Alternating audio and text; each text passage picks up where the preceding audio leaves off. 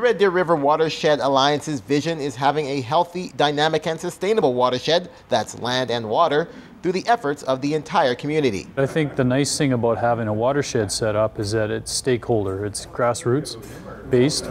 So having input from the individuals that may or may not be impacted, the people that are living within the watershed that have a vested interest, that they have an opportunity to determine what they'd like to see as the future for the river. By all accounts, the Red Deer River Watershed is one of the best in the province, mainly by default, but also the population that is dependent on the Red Deer River is not as high as others in Alberta. We don't have a huge amount of development, a huge population base that's dependent upon the river. If you were to compare it to, for example, the North Saskatchewan that goes through some pretty major areas like Edmonton, and the Bow River goes through the city of Calgary. Yes, the Red Deer goes through Red Deer, but the size of Red Deer compared to those municipalities is quite small. So overall, it's in good shape. That's overall, but it could be in better shape, and that's where we come in. Probably some of the biggest ways people can impact on the watershed is what they're flushing down toilets, what they're putting into sewers and so on.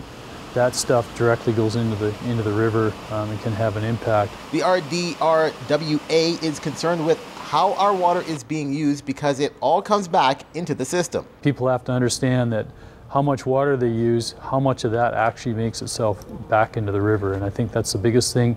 And the water that they're using, what do they do with that water?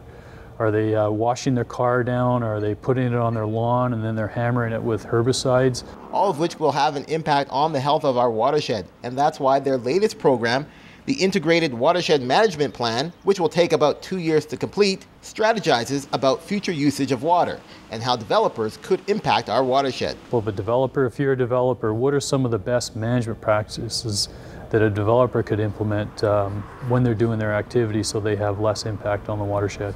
And the less impact means cleaner water, more vegetation, and an overall sustainable Red Deer River watershed for generations to come.